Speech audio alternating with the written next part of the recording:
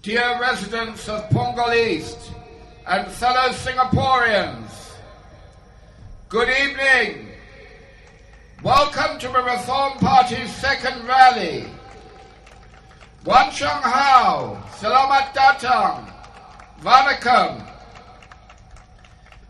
This is for Punggol East, our promise of a brighter future for all Singaporeans rally. I think you know who I am, but in case you don't, my name is Kenneth Jeyaretnam. Do you know me a little now? I know you a little too. Everywhere you go, the reception is friendly. You seem pleased to see me, and you seem curious. One resident I met last night had a WP flag in her window. She was just as friendly as everyone else. I asked her, did this mean she was going to vote for the Workers' Party? And she made a little face. Then she told me how upset she was with her situation. She talked about all the problems we Singaporeans face here, and every single one was a national problem. This lovely lady is typical of Punggol East residents. There is a general feeling here of disappointment with the Workers' Party. So was she going to vote WP? No, she was not. Was she going to vote RP? I do not know. But I know she should do. If she wants an MP to file motions putting forward proposals and alternatives that will make her life better, give her a better and brighter future, then she should vote RP. My job tonight is to tell you why you should turn your curiosity about me, your disenchantment with WP, your anger at the PAP, into a vote for RP. They will tell you I am a vote spoiler. They will say, vote tactically, even if Kenneth Jeyaretnam is the best candidate. And I will attempt to persuade you that unless you vote for me, you may as well spoil your vote. Let me tell you a little about me. I am the Secretary General of the Reform Party, which I think you know. I am an economist, and I worked in the finance industry for over 25 years with an unblemished record. Some of you have told me that you admire my guts, but let me tell you, I am not invincible. I am not Superman. I am an ordinary man, a Singaporean born and bred. My journey to hedge fund manager and then full-time politician was not the average journey that we Singaporeans take. In fact, it was quite upside down. Maybe that is why I am not afraid to swim against the tide. I was born into one of the founding families of Singapore. Both my parents were highly educated professionals. We lived in a bungalow with a driver and domestic helpers. And my dog, Bonnie. I served 2.5 years in national service. During NS, my mother died from breast cancer, and then I went to an expensive world-class university. But then my life took an unexpected turn. As a young man, I watched as my father lost everything he had, for no other reason than that he stood up for a set of beliefs. So mine was not the typical rags to riches journey. It was very clearly a riches to rags, to one good suit, and then hedge fund manager. And now here I am. I learnt about democracy from my father. I learnt about justice. And I learnt about persistence. One thing you know about me is that you can knock me down, but every time I will get up again and put my feet firmly back on the path to democracy. That is my journey.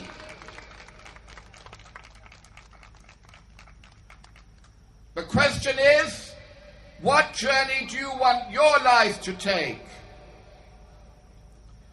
Currently, the PAP have put you on a path that is really a treadmill. I know that all of you are concerned with rising prices. Cost of living is a big issue. The recent inflation numbers show that your wages are falling behind. The PAP government will produce statistics to show that you are a little better off than you were 10 years ago. Even though 10 years ago your wages were at about the same level that they were in 1998. But you know these figures are bogus.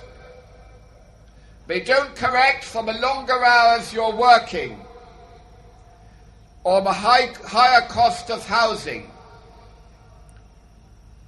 Nor do they correct for the impact of the immigration of highly paid foreigners who are taking your jobs. You work the longest hours in the developed world, and yet your living standards are only on a par with the inhabitants of Kuala Lumpur. The PAP will say that our GDP per capita is the third highest in the world. But we're only a city, so it's not right to compare us with other countries. In fact, our living standards as a city lag behind those of the citizens of Taipei, Seoul, and Tokyo. I talked about the UBS survey in 2009 at my last rally. Strangely, UBS have continued to publish their global survey, but now they leave Singapore out of it. Perhaps our government exerted some pressure on UBS to drop us from their survey. After all, if you can stop anyone else publishing statistics that contradict the PAP's rosy figures, perhaps you can convince the people that life is getting better, just like North Korea. I know that the other candidates have no idea how to get you off that treadmill. That is why they sit so blindly obedient in Parliament, voting with the government on every issue that counts. Sometimes they might ask a few questions. But as Sylvia Lim put it, why rock the boat? They saw what happened to their former leader. It's far better to sit in Parliament, drawing their MP allowances and saying they'll never be ready to form the government. I too have questions, but I also have a lot of the answers. If you put an economist into Parliament to ask these questions, you will finally see what opposition is good for. Believe me, I can outclass our PM or Tarman in a debate any day.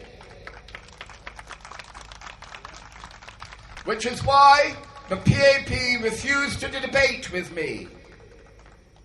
Only by sending me into Parliament will we get proper answers.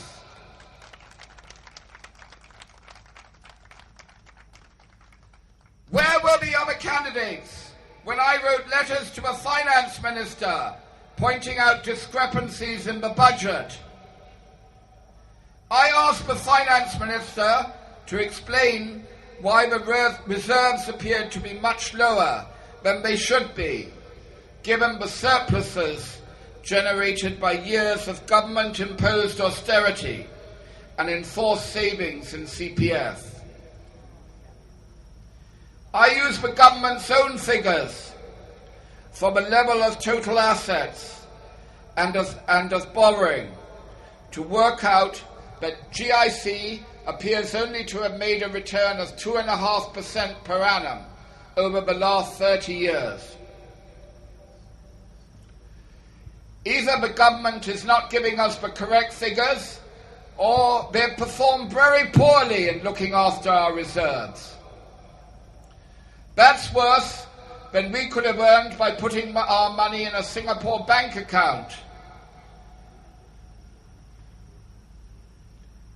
The government would have been able to achieve a much higher rate of return if most of that money had been spent on our citizens' health, education and social safety nets. If the current trend continues indefinitely, there will come a day when the government's assets will not be enough to repay CPF holders, which is why the PM keeps talking about having to raise taxes. And when he means taxes, it's a fair bet he doesn't mean taxes on the wealthy. He means GST, which is a regressive tax paid by ordinary people like you. That is why the Reform Party has made it one of the central tenets of its manifesto to push for the privatization of Temasek and GIC. We want to bring about greater transparency and accountability. We want to distribute shares in Temasek and GIC to Singapore citizens.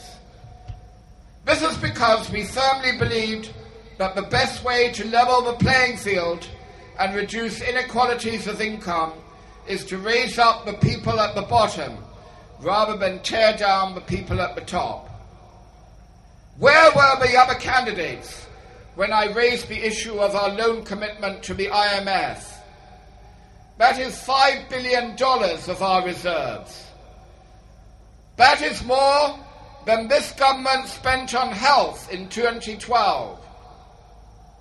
So please remember, as you wait in line at a polyclinic for hours or forego treatment for cancer because you cannot afford the drugs, or you run out of MediSave and put off visiting the doctor, or MediShield fails to cover you for a life-threatening operation, remember that our money is helping Europeans living in countries with far better welfare systems than you enjoy maintain their profligate living standards.